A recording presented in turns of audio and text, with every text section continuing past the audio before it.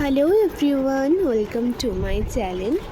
তো আজকে বিষ্ণুপুর যাবো বলে সকাল সকাল রেডি হয়ে গেছিলাম। সকাল সকাল না, এখন দুপুর যদিও। তো খেয়ে দিয়ে রেডি হয়ে গেছিলাম, দেন গাড়িতে উঠে গিয়েছিলাম। তো কে কে যাবো একবার বলে দিই। গিয়েছিলাম আমি, আমার মা আর আমার মায়েরই দাদু আর ঠাকুমা। তোমরা চিনে থাকবে, আমরা যখন গ্যাংটক গিয়েছিলাম, যাদের বাড়িতে কলকাতাতে আমরা উঠেছিলাম, তারাই। ও বাবা,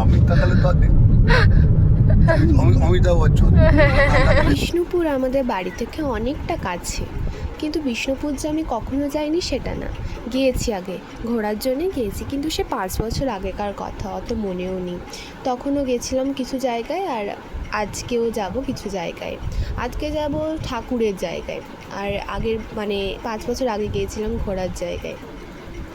বিষ্ণুপুরে তো অনেক কিছু আছে দেখার, তো সেটা তোমরা সবাই জানো। তো চলো দেখি, আমরা ওই কয়েকটা যেটা দেখবো সেটাই তোমাদের সাথে শেয়ার করব। আমাদের মূল উদ্দেশ্য ছিল কিন্তু মা মৃন্ময়ীর দর্শন নেওয়া। তো যেহেতু এখনও 5টা বাজেনি, সেহেতু আমাদেরকে একটু ওয়েট করতে হয়েছিল, সেই জন্য আশেপাশটা একটু ঘুরে দেখছিলাম। আশেপাশে সৌন্দর্যটা শুধু দেখো কতটা সুন্দর লাগছে। আর আশেপাশটা ঘুরতে ঘুরতে আমাদের সন্ধে হয়ে গেছিলো, 7টা নাগাদ বেজে গেছিলো, তাই আর অন্য কোথাও যাওয়া হয়নি।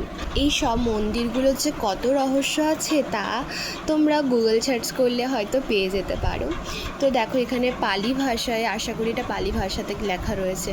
এখানে পাথর কেটে কেটে যে কি সুন্দর সুন্দর মূর্তি তৈরি করা হয়েছে, অপূর্ব। আর যে মৃন্ময়ী মায়ের কথা বললাম, সেখানে নাকি রামকৃষ্ণদেব নিজে এসে এই গাছের তলাতে, যে বট গাছটা দেখালাম প্রথমেই, সেই বট গাছের তলাতে বসেছিল, অপেক্ষা করছিল। তিনি নাকি কোর্টে এসেছিল, যদিও কোর্টে তাকে আর যেতে হয়নি। যদি তোমরা কেউ কথা অমৃত পড়ে থাকবে, তাহলে তারাই বুঝতে পারবে। যদি তোমরা পড়ে থাকো কথা অমৃত, সেখানেই লেখা আছে। যাই হোক, দেখো সন্ধে নামছে। এই সময় আমরা বেরিয়ে গেছিলাম। আমাকে দাদু একটু আইসক্রিম খাইয়েছিল, চা খাইয়েছিল, তো সেই টুকটা খেয়ে আমরা বেরিয়ে গেছিলাম। হ্যাঁ, যাওয়ার আগে একবার ছিন্নমস্তা মায়ের মন্দিরও দর্শন করে নিয়েছিলাম।